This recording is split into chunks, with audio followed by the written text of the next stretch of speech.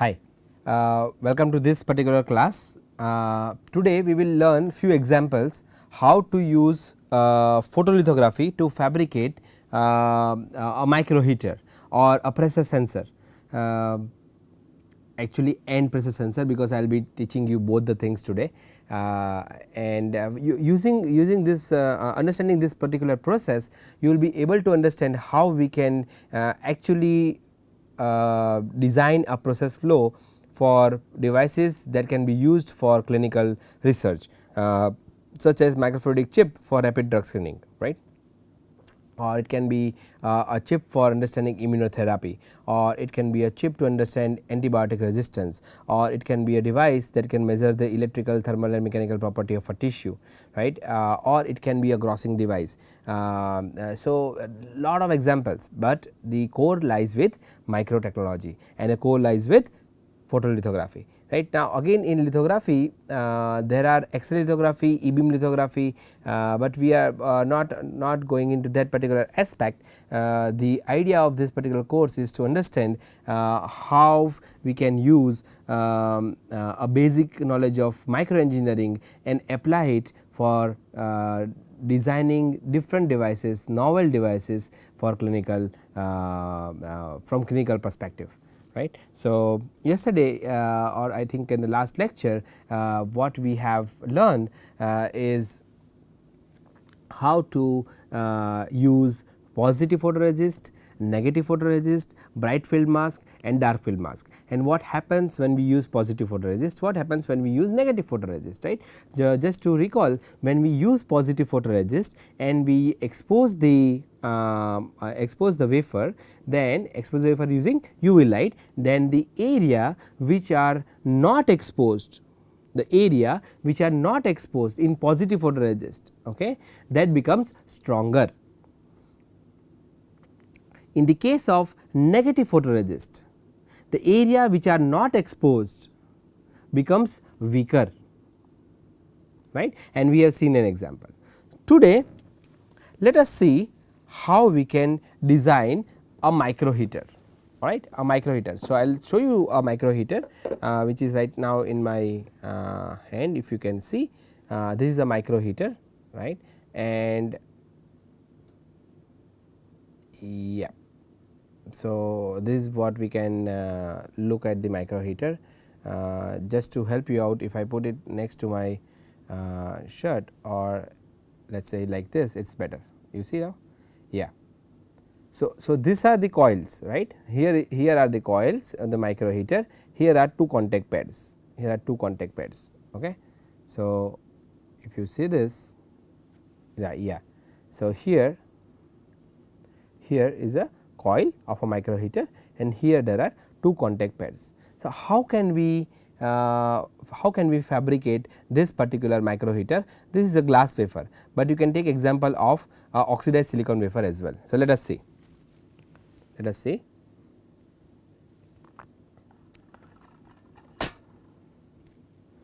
So, let us take an example of fabricating micro heater on an oxidized silicon wafer, and then we will also see how we can design a micro heater on a glass, alright. So, what we are learning today? We are learning the process flow for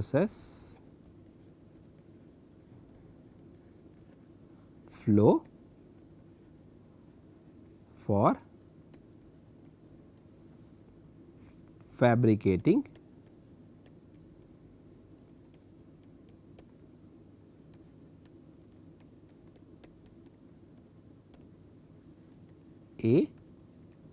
a micro heater.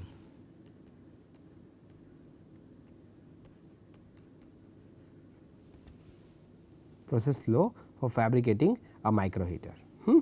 So, what is this process flow? And then a micro heater. Okay. So, let us use silicon as a starting wafer, or you can say silicon as a substrate. This is silicon. If you want to be extremely precise, you can draw like this. Silicon is 4-inch diameter, about 500 microns thick. Okay. Next step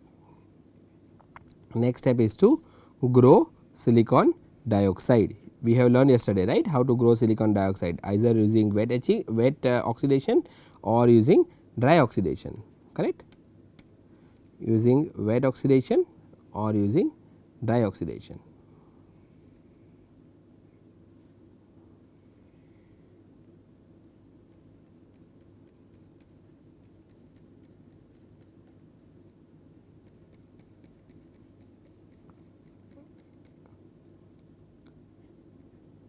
This is SiO2,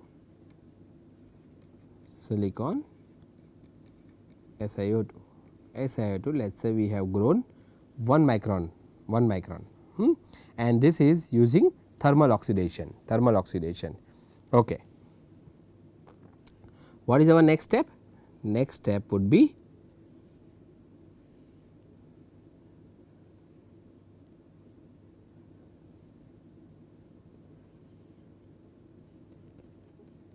to deposit material for micro heater, right.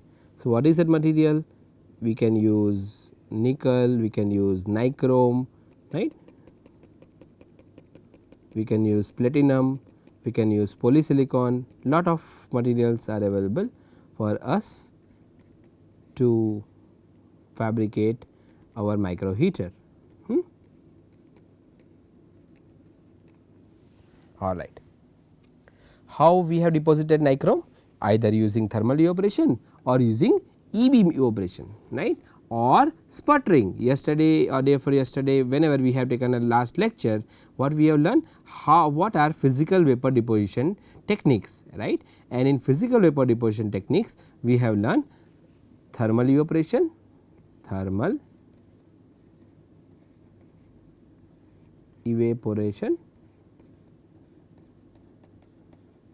then electron beam evaporation, and sputtering, right. In sputtering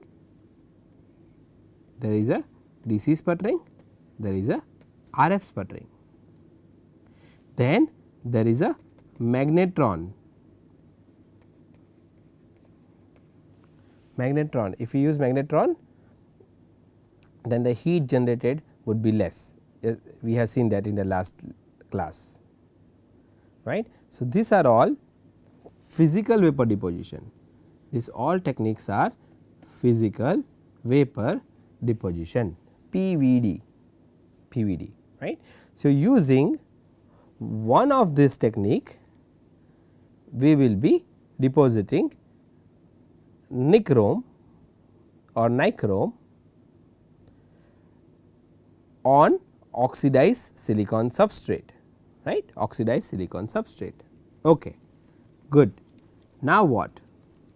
Now we have to pattern, this wafer, right, this wafer we have to pattern. Why? Because what we want,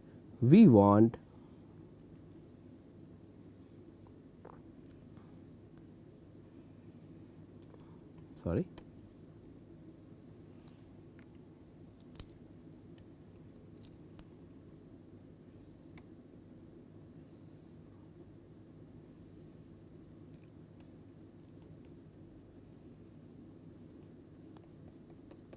we want to have our micro heater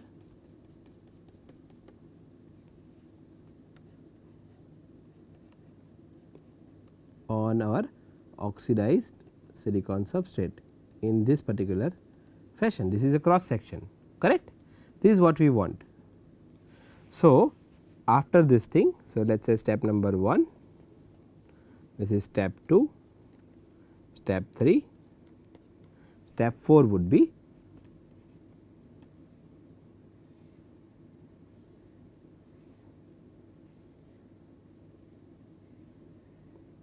what will be step 4? Step 4 would be to spin coat spin coat photoresist, right, spin coat photoresist. So, this is our silicon dioxide, this is silicon, this is silicon dioxide, this is nichrome and this is our photoresist. What kind of photoresist? We are using positive photoresist for this particular process. Next step, there will be step number 5th. So, after you spin coat positive photoresist, right, next step would be to pre-bake the wafer or soft bake the wafer at 90 degree centigrade for 1 minute on hot plate, right. Now, you will ask that in lithography we learn that we have to coat a primer before we coat photoresist, correct. So, that is one way of doing it. We may not use primer and in that case also we can use the process that I am showing you right over here. Okay. So, not always we have to use primer. Of course, we have primer HMDS, you use it and it will help to have a better sticking of a photoresist, you can say better adhesion of photoresist. So, here in this process flow if you see we have not used primer, but we have spin coated positive photoresist and then we have soft baked it at 90 degree centigrade for 1 minute. So, our next step would be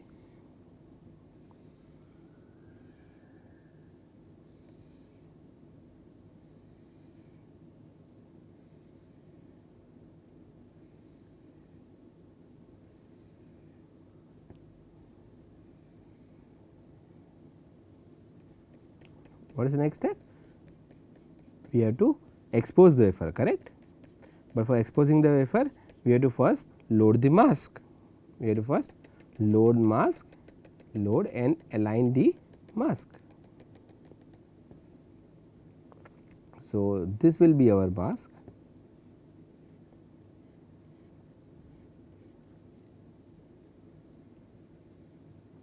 And we are using bright field mask.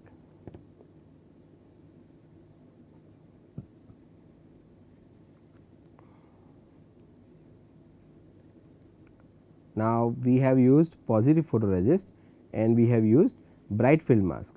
What will happen in this case?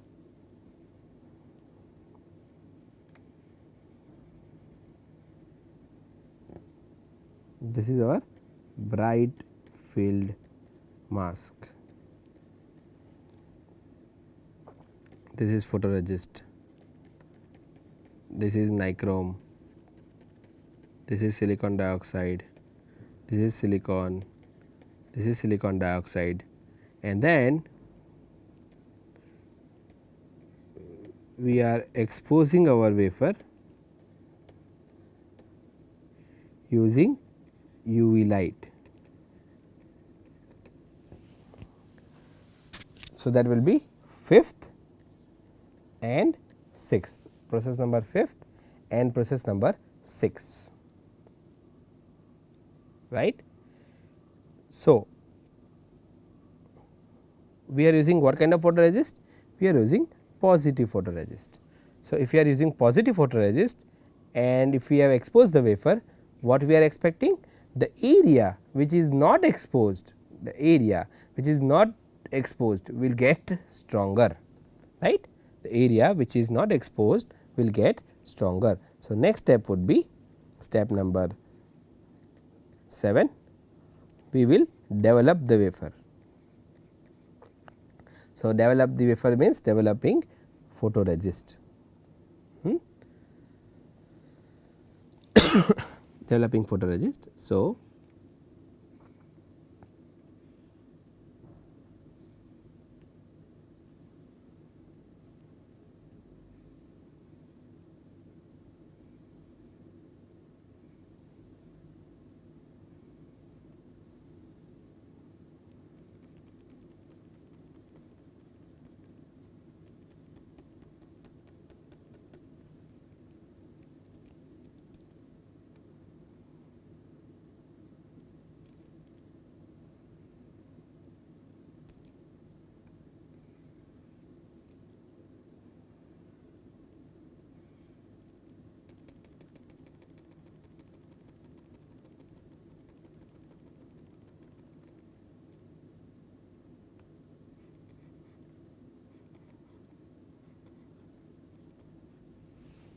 this is what we get,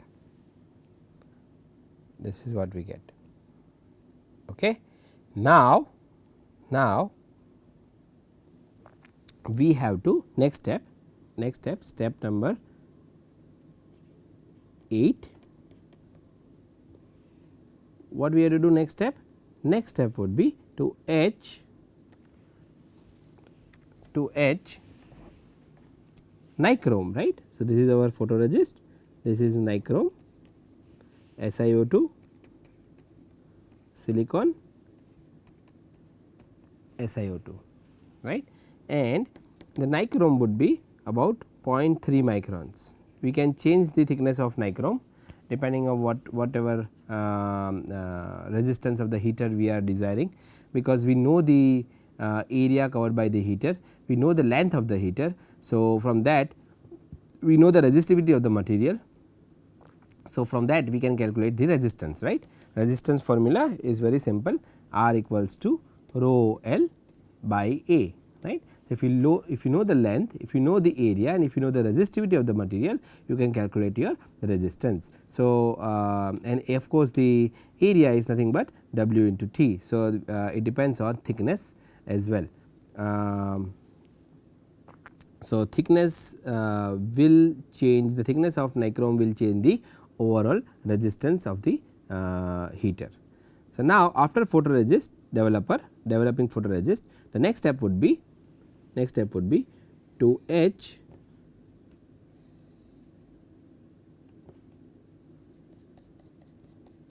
nichrome by dipping the wafer in nichrome etchant, right, by dipping the wafer in nichrome etchant.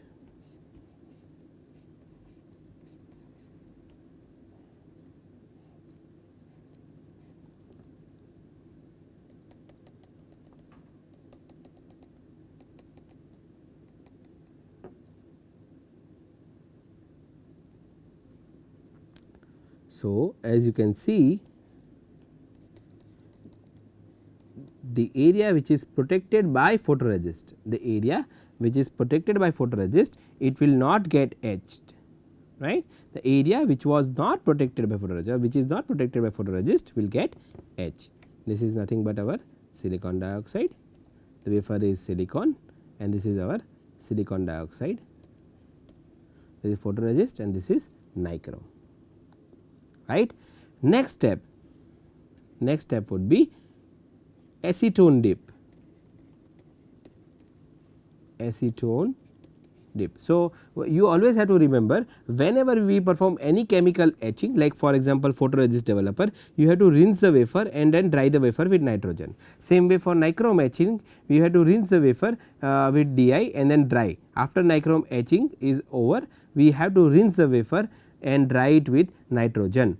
After that, we have to perform acetone dip. So, acetone dipping is used because acetone will be stripping of the photoresist. The photoresist we have to remove it, right, to get what we require, which is our micro heater, right. So, to obtain a micro heater, which is right now in step number 9, right, we need to dip the wafer, which is step number 8, into acetone, since acetone will strip off the PR, it will remove the PR. Okay. So, acetone is a stripping agent or stripper for positive as well as negative photoresist, right. Once you get your wafer with micro heater, you have to inspect the wafer, inspect the wafer. Okay. So, this is how you can fabricate or design a process flow for fabricating a micro heater, right. Once again quickly let us see what we have done. We have a silicon substrate, silicon, since it is semiconductor, we need a oxide layer, so that the material that we are depositing, which is metal, will not get short with semiconductor. That is why we are growing a oxide layer about 1 micron thick using thermal oxidation. You can use wet oxidation in this case, since we do not have to worry about too much worry about the quality of the oxide. After this, you can deposit material which is nichrome, that is used for fabricating micro heater. After nichrome, we have spin coated positive photoresist, and we have performed soft baking at 90 degree centigrade. After that, we have exposed the wafer by loading the mask, right, with UV light, and then before developing, of course, there is a step which is your hard bake, which is performed at 120 degree centigrade for 1 minute, right. So, after expose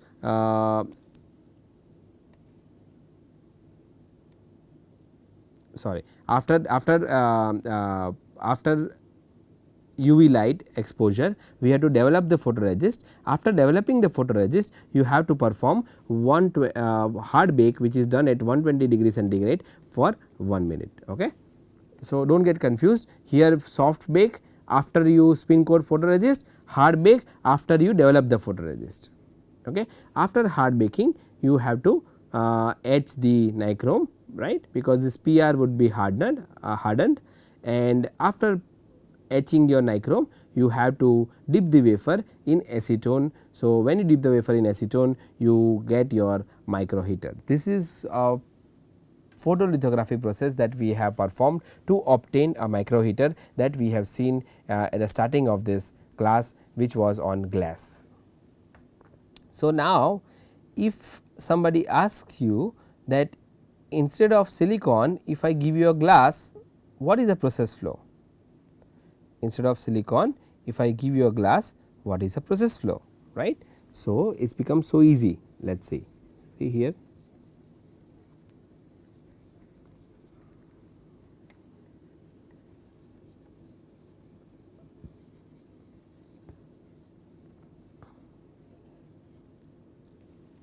This becomes glass, right. On glass, so just let me put glass like this.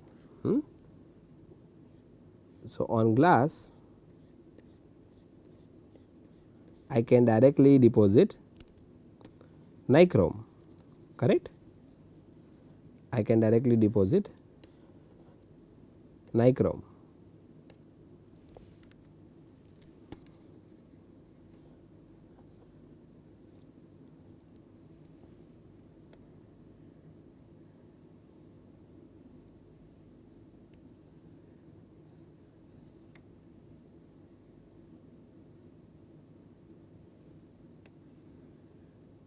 So, my process flow remains same, just instead of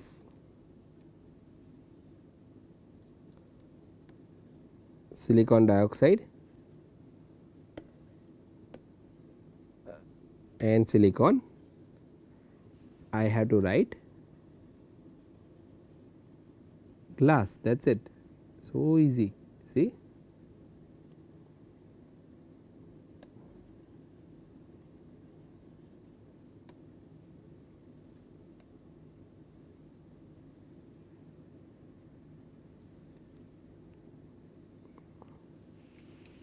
Right. So, let me just write down glass like a plain glass, right, like glass, GLASS glass. So, here just a number of process would be one step less.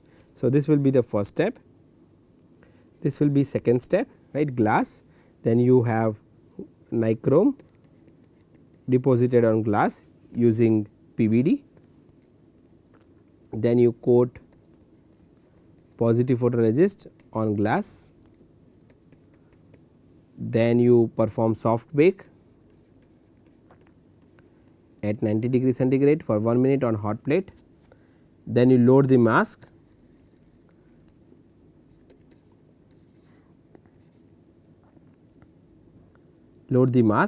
and expose the wafer with UV light. Next step would be develop photoresist, next step would be you hard bake at 120 degree, right, hard bake, 120 degree 1 minute. Next step would be to etch nichrome. Next step would be acetone dip to obtain a micro heater on glass. Correct?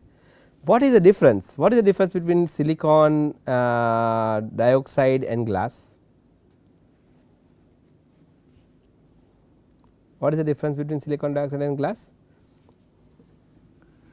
Glass is silicon dioxide, right. So, whenever we have to use glass, we do not have to grow silicon dioxide on glass, because glass itself is silicon dioxide, right. So, glass is an insulator. So, when we are using glass, we can directly deposit a material onto the glass.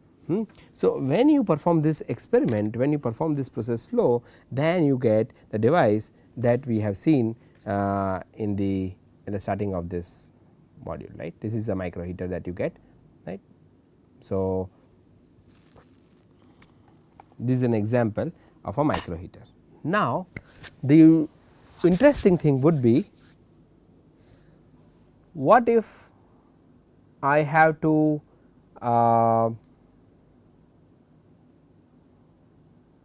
design an interdigitated electrode on micro heater? What I mean by this, right. So, I have a substrate which is my glass, right, and let us say this is a glass. On this glass I have a heater. Okay. So, I will take an example of the mobile heater.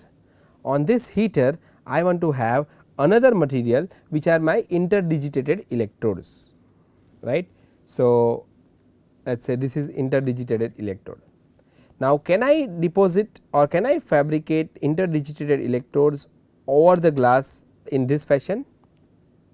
No, right, because interdigital electrodes will get shorted with my heater, So, what I need? I need an insulating material on the heater on which I can deposit my interdigitated electrodes.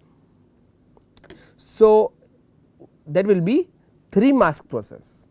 Now, you will say, Hardik, how it is 3 mask process? We started with a micro heater and we need an insulator and we need interdigitated electrodes. Why it is 3 mask process?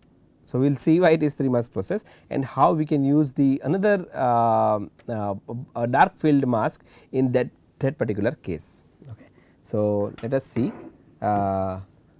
if we want to have interdigitated electrodes over the micro heater with insulating layer in between. So, let us see on the screen if that is the case, what we require. I will draw it here, what we require. This is what we require as a final device. We take example like we have a glass as a substrate, right. On that glass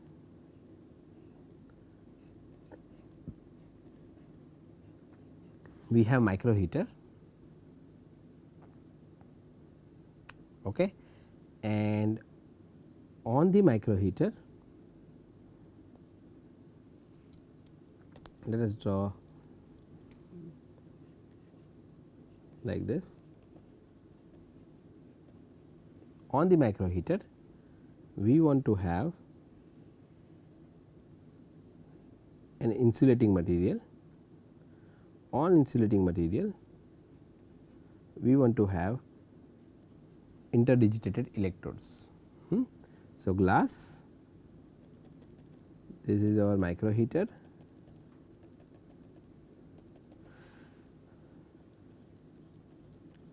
this is our insulating layer, on that we have interdigitated electrodes.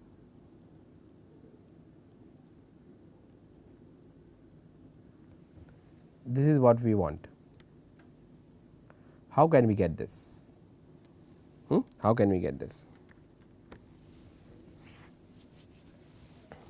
So, we know how to fabricate a micro heater. So, I am not going to discuss the process flow once again for micro heater.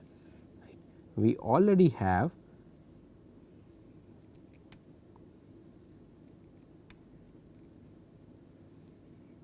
glass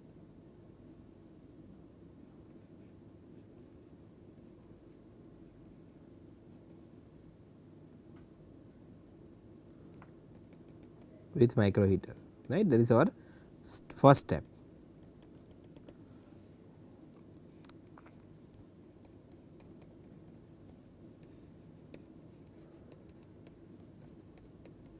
Next step would be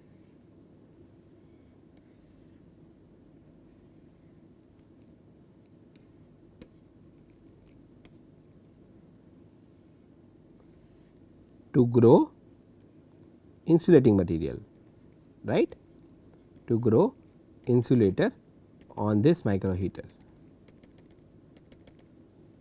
So, we can grow or deposit insulating material on this micro heater.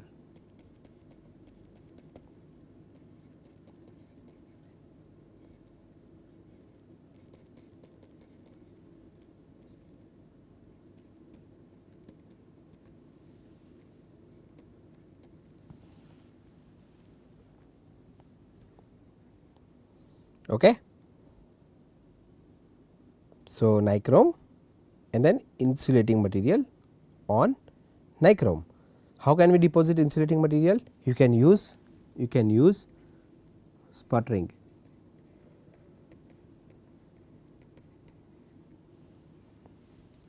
Okay.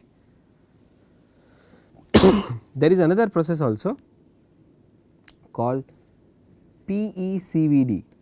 We will see in one of the class. Plasma enhanced chemical vapor deposition. So, until now what we were looking at? We were looking at physical vapor deposition techniques, right. There are chemical vapor deposition techniques, and in chemical vapor deposition techniques, there is LPCVD, ALD, PECVD. LPCVD stands for low pressure chemical vapor deposition, low pressure chemical vapor deposition. ALD stands for atomic layer deposition. Atoms by atoms the layer is formed. Next would be plasma enhanced chemical vapor deposition, PECVD, right. 3 different techniques that we will be looking in this particular course, right. So, to give you a quick example of LPCVD, we learned this wet oxidation, right, yesterday or in the last class. Wet oxidation. Wet oxidation is one of the technique that we are using LPCVD for. Wet oxidation uses LPCVD. Okay. In PECVD, so in LPCVD what was the case? LPCVD, if you remember, the oxide that is grown, like wet oxidation, wet or dry oxidation, the temperature was 900 degree centigrade to 1100 degree centigrade, correct. 900 degree centigrade to 1100 degree centigrade. So, if I use this technique, then my nichrome will get melt, right, because the this is extremely high temperature, or so that is why we cannot use wet or dry oxidation technique to grow silicon dioxide on nichrome. So, what is alternative? Alternative is either you go for PVD, which is your sputtering, or you go for plasma enhanced chemical vapor deposition. Since the plasma enhanced chemical vapor deposition, the silicon dioxide can be grown from 100 degree centigrade to 400 degree centigrade. As low as 100 degree centigrade you can grow silicon dioxide. Thus, you are sure that the micro heater or the heater on the substrate would not get melt when we are using PECVD. That is the beauty of chemical vapor deposition, and that is why we can go for plasma enhanced chemical vapor deposition. You have two options, either sputtering or PECVD. Now, once you deposit silicon dioxide, then what will happen? So, you have to understand that whenever you fabricate a heater, right, let us say I will show you a mask, right, you can see very clearly from there also. So, you have this heater and you have these contact pads, correct, you have the contact pads. Now, if I put insulating layer everywhere, then initially let us say I can measure the resistance of heater and it is about 120 ohms. Now, I am depositing insulating layer all on every on the heater, on let us say this is a wafer, and I am depositing insulating layer on this wafer. Now, if I want to measure resistance of the heater, can I measure resistance? No, because there is a insulating layer on these contact pads, right. So, I cannot measure the resistance of the heater since I have a insulating layer on this contact pad. So, what I have to do? I have to remove insulating layer only from these contact pads, right. My idea is that I should have a heater on the substrate on which there is an insulating layer, on which there are interdigitated electrodes. But if I do not remove insulating layer from the contacts, then I cannot access my heater, then my process of fabricating heater will become useless, but I cannot use heater. So, what needs to be done to take out or open the window, right, so that I can access the contact region? You have to remove silicon dioxide. How can you remove silicon dioxide? By performing photolithography, right. So, if you see the screen, what we have? We have silicon dioxide. So, next step would be to spin coat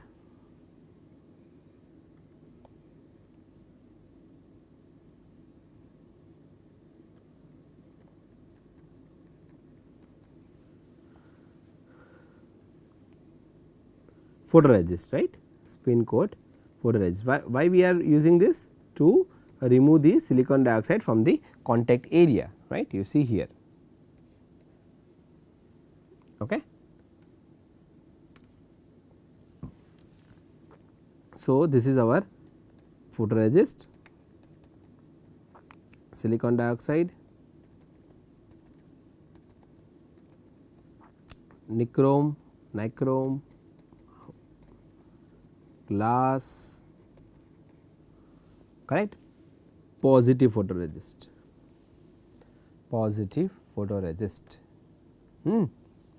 Now,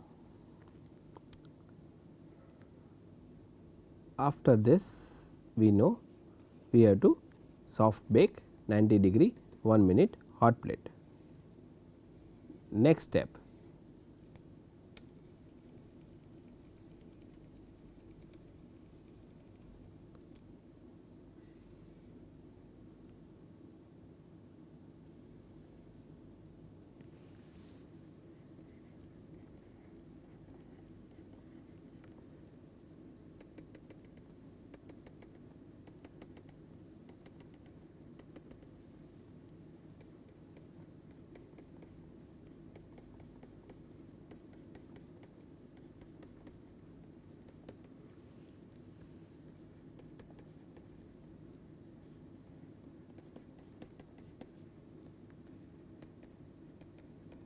what will be next step? Next step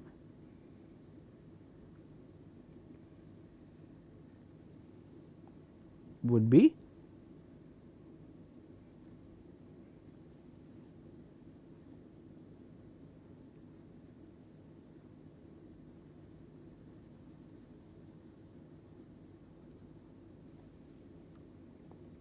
lower the mask, right, mask. We have to protect silicon dioxide from all the area except contact region of the micro heater, correct, except contact region of the micro heater.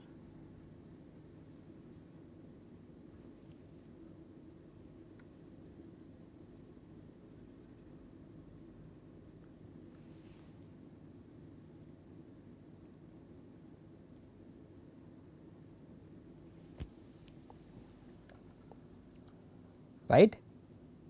What we have done? We have used dark field mask, this is photoresist, positive, silicon dioxide, nichrome and glass, right. And what we are doing? We are just creating a window so that we can access micro heater contacts. So, how dark field mask or what kind of dark field mask we can use? You can see here, this is dark field mask, right, and you can see here contacts, right. Earlier we have a micro heater on which there is insulating layer, right. This is a micro heater on which there is insulating layer. Now, if I align this mask with my previous wafer, you can see here that exactly where my micro heater contacts were there, right.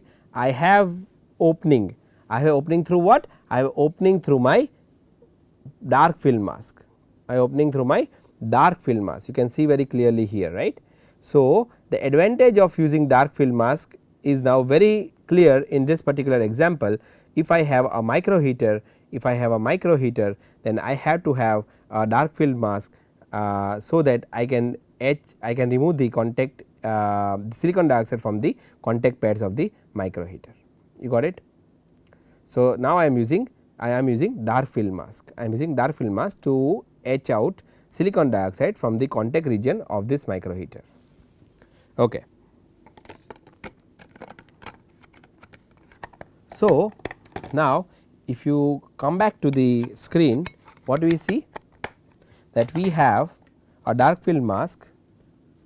If you see the screen, we have dark film mask, and now we have to perform UV exposure, correct. UV exposure. After you perform UV exposure, what will happen? UV exposure, you have to develop photoresist.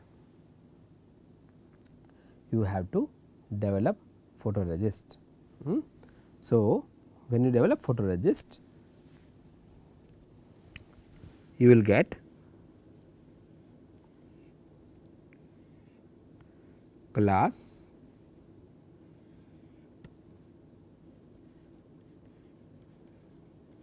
heater,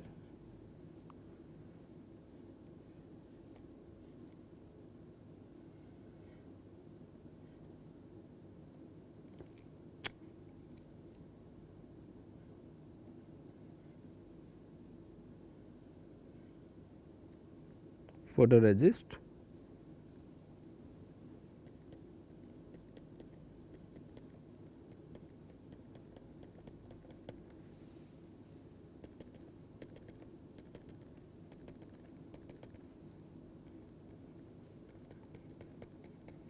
nichrome, photoresist, silicon dioxide, glass, right. After you perform this development stage or developing photoresist and unload the mask, you will have this particular pattern. Now, you go for hard bake 120 degree centigrade 1 minute, and then you etch silicon dioxide,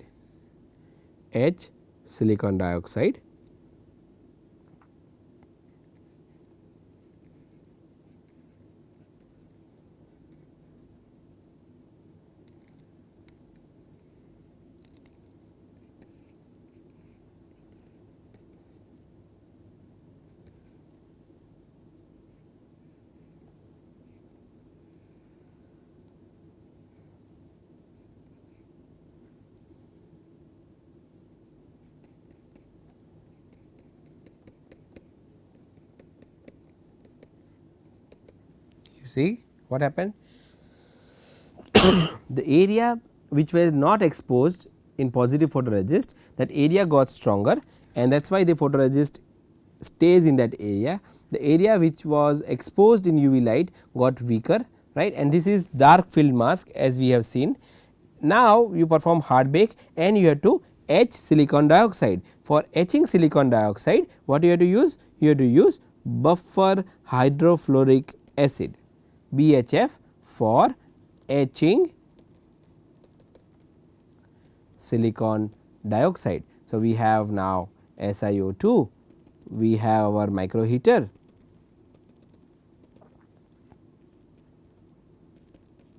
which is made up of nichrome, and we have glass as a substrate. Nice, good. Now, next step is to create interdigitated electrodes, right. So, on this what we will do? If I want to create an interdigitated electrodes using this wafer, what is the next step? Next step would be, I will take this wafer and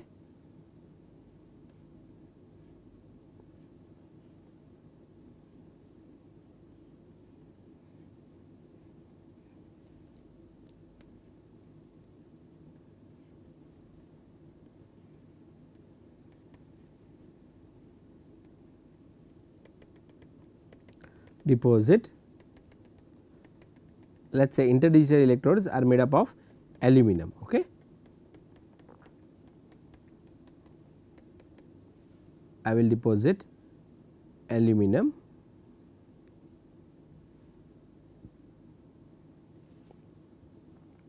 in this area. This is glass. So, how to present aluminum? Let us say aluminum is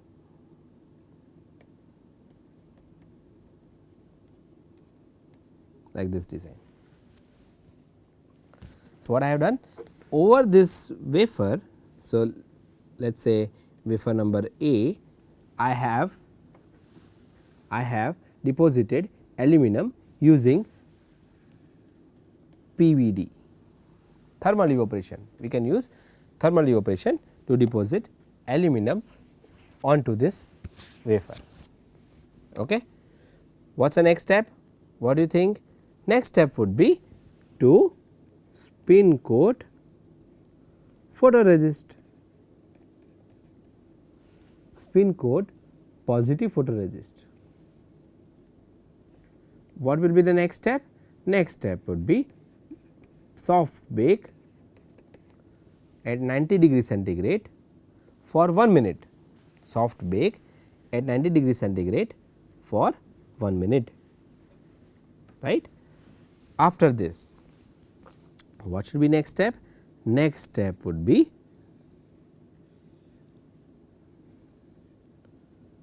to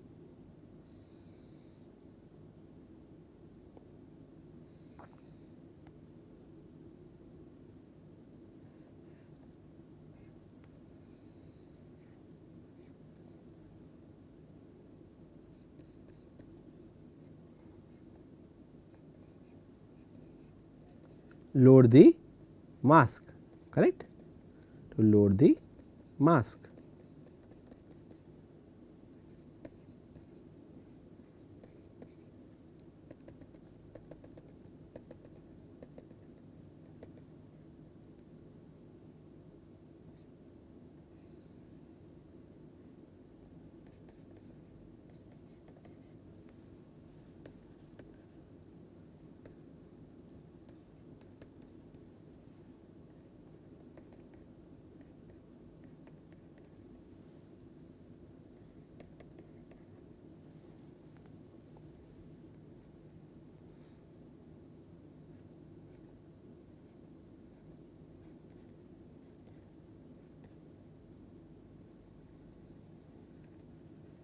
What kind of mask is this?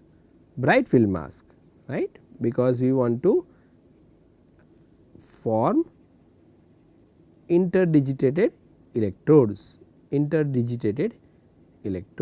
right. for people who do not know how interdigital electrode looks like, it is very simple. You see, this is called interdigitated electrodes. These are interdigitated, it is like digits which are interlinked. So, but not connected, okay? Interdigitated electrodes, this is what we are forming, and on below that there is a micro heater.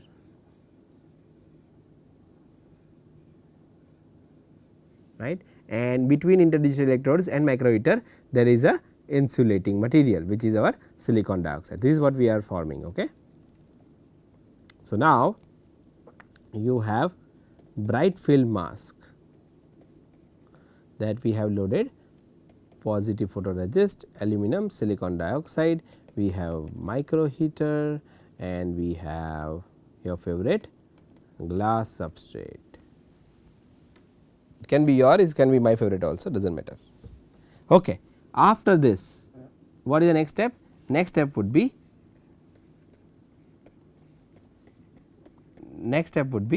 UV exposure. Next step would be UV exposure. So, when you perform UV exposure, there is a bright field mask. What you will obtain? You will obtain a glass wafer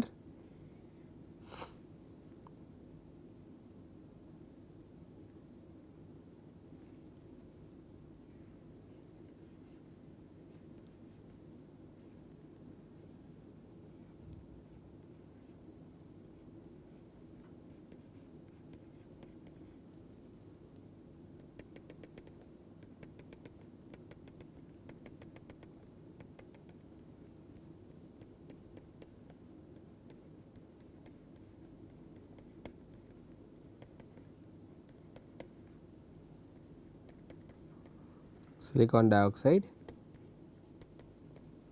glass, nichrome,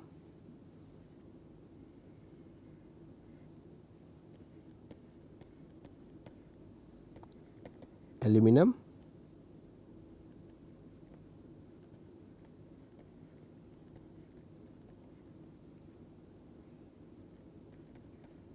photoresist. Okay. Next step, hard bake 120 degree for 1 minute on hot plate, right, hard bake for 120 at 120 degree centigrade for 1 minute on hot plate. So, what is the next, what will I obtain? I will get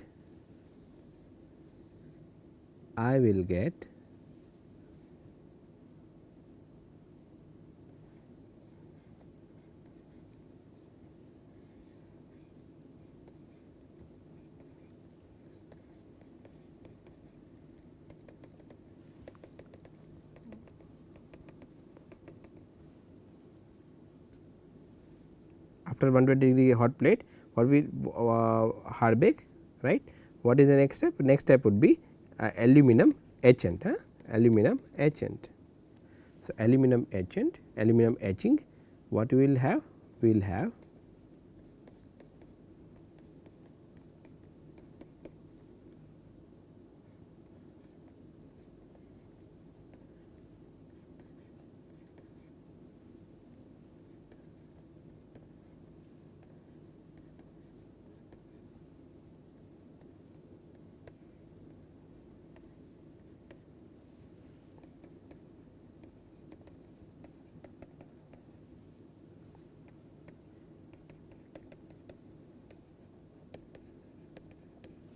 right, because the photoresist will protect the area, protect aluminum which is below it. So, photoresist will act as a mask for aluminum etching or for aluminum etchant. Next step would be acetone dip. You have to dip the wafer in acetone. When you dip the wafer in acetone, we get what we want, and what we want? We want a micro heater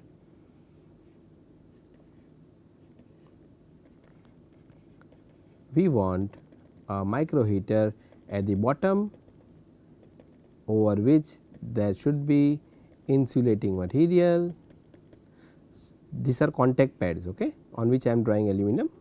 This is on micro heater, these are contact pads. So, this is what we got.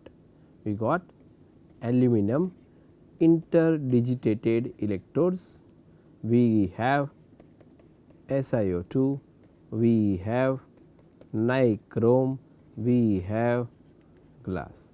Now, if you see, I have aluminum deposited on contact of micro heater, and that is fine because we want the contact pad to be as thick as possible, as thick as possible.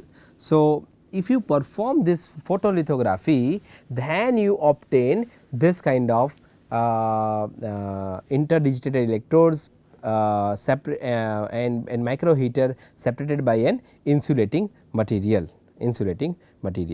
Now, if instead of aluminum, right, I use a metal which is like, let us say, chrome gold or platinum, right, or I can use any other material which is having a semiconductor material which has a better gauge factor, then how can I fabricate a pressure sensor. Now, this is just an example of how to use photolithography to form interdigitated electrodes, right.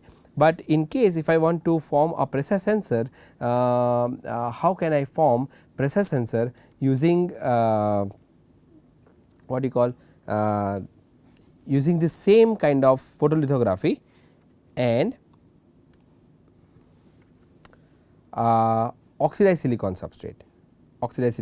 So, what we have learned is there is a heater, there is a insulating material, and then there is a interdigitated electrodes. Now, assume that these interdigitated electrodes are formed in the form of a strain gauge,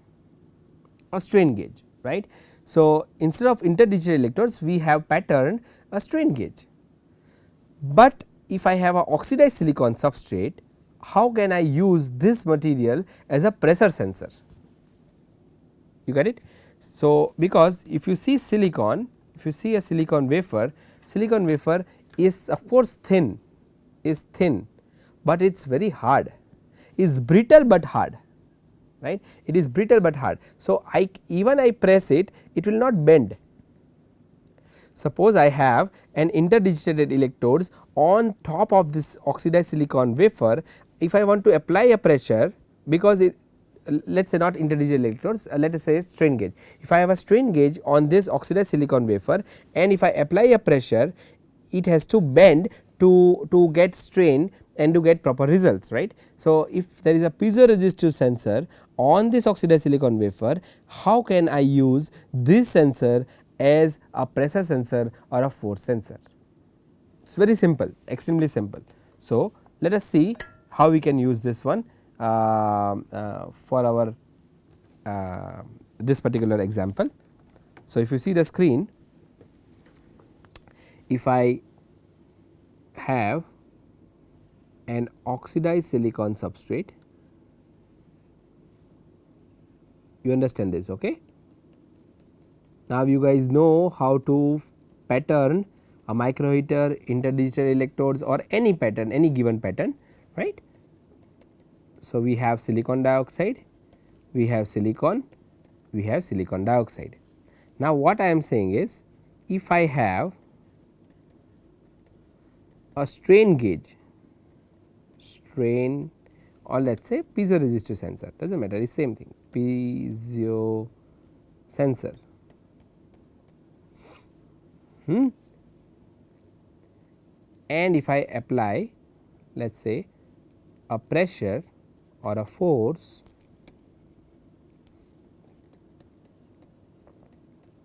on this chip, because this is hard, it cannot bend. So, what can I do? I should have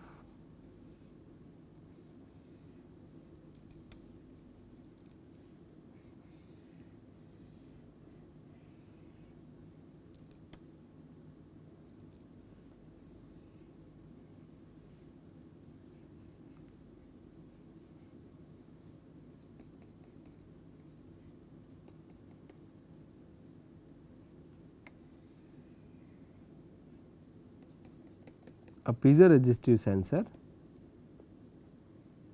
let us say this is a contact, this is a sensing area, a contact on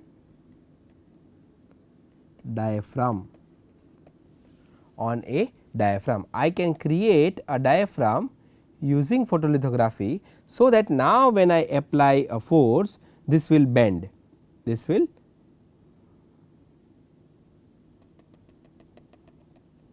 bend, right, on applying force this will bend. So, my piezoresistive sensor would bend, and thus I will have enough strain, so that I can see the change in resistance. So, how can I obtain this particular device from this one? So, then for that we have to use photolithography, and if you have seen the last video in the photolithography section, you will be able to see how to perform front to back alignment and get this kind of design. So, in that case we have to spin coat photoresist on the back side of the wafer, right, and then we perform a photolithography by loading the mask, right, and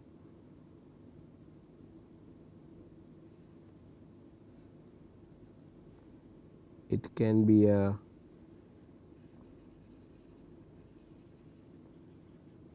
bright field mask,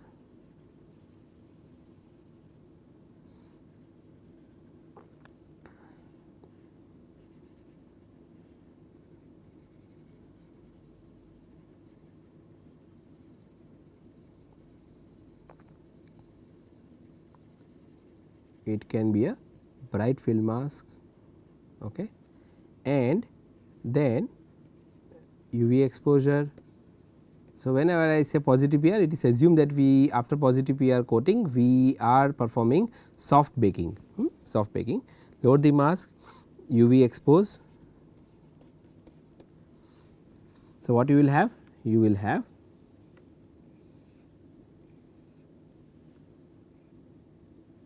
after UV exposure, when you develop the photoresist, you will have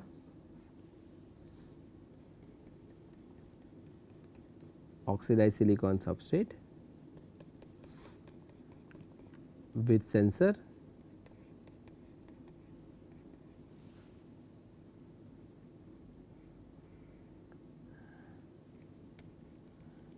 and photoresist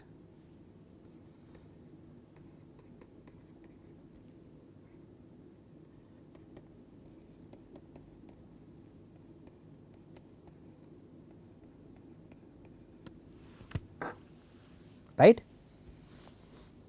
Then what we have to do? We have to of course perform front to back alignment, front to back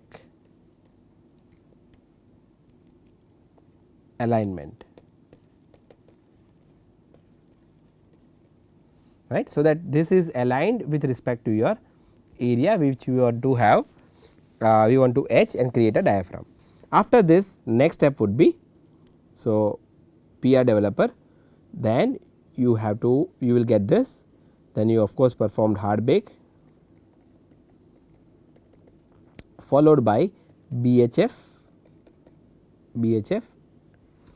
dip. BHF dip will give you what? BHF dip will give you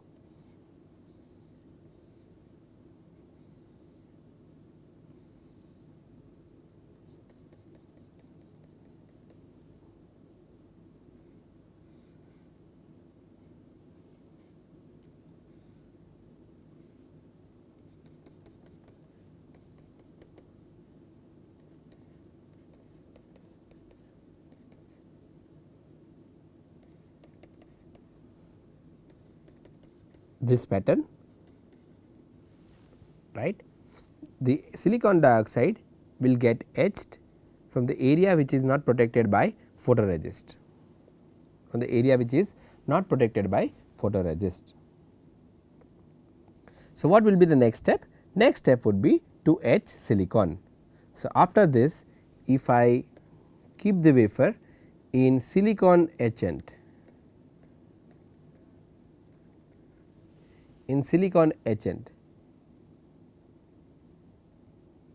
what will I have? What are my silicon etchant? My silicon etchant are potassium hydroxide or TMAH, right. So, if I dip the wafer in silicon etchant, what will I have? I will have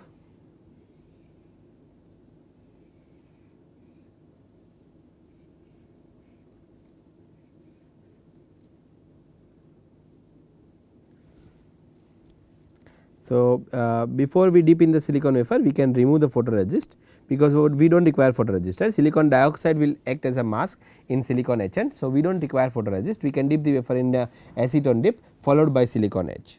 So, you have here silicon dioxide, and we have silicon dioxide here as well, on which we have our sensor, right, on which you have our sensor, right. And we have to control the etching, so that it will not completely etch the wafer, right. Depending on what kind of diaphragm, how much is the thickness of diaphragm, we have to etch stop the wafer. So, in this case we can stop the etching by, if we know the time of etching, like what is the etch rate, etching rate of silicon in KOH and TMAH. If we know the etching rate, we know for how much time we have to dip the wafer to get a particular thickness of the diaphragm. This is your pressure sensor, this is your force sensor or pressure sensor, so easy to fabricate, right. So, in this examples that I have given to you today in this particular module, right, what we have seen? We have seen how to utilize photolithography, how to utilize your micro engineering knowledge to fabricate or to design process flow for fabricating a pressure sensor, for fabricating a micro heater, for fabricating interdigital electrodes over micro heater separated by an insulating layer, right. And in that case, if you remember, we are using 3 masks, first mask for heater, second mask to remove the contact the silicon dioxide from the contact window of the micro heater, and the third mask for interdigitated electrodes, right. If you want to create a diaphragm, what techniques you can use. So, the idea is that if you understand the concept of photolithography, everything becomes very easy in fabricating the device, right. So, learn, understand, any doubts feel free to ask me in the forum, right. Like I said, I will be there to answer your questions, or the teaching assistants would be there to answer your questions, your query would be answered, right. It is extremely easy if you understand photolithography when you want to fabricate any device. So, let us see what kind of devices we will be learning, and what kind of process flow to fabricate those devices we will be learning along with the application of this device, right. The main idea is to understand how to design a device for a particular clinical application, right. So, clinical problems are extremely important, and can we solve the existing burning problems in clinical settings. So, I will see you in the next class. Till then, you take care. Bye.